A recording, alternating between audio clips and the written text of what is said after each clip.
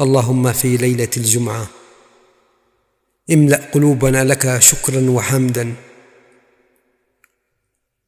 واكتب لنا في قلوب العباد ودا، وأمدنا من فضلك في الرزق مدا، ولا تسلط علينا من أهل السوء أحدا.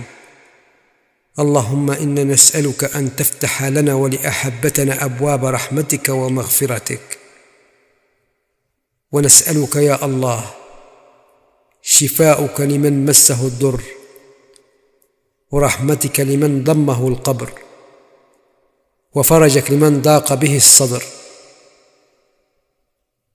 ونسألك الصحة والعافية في أجسادنا، والسكينة والراحة في نفوسنا، والأمل والتوفيق في سعينا.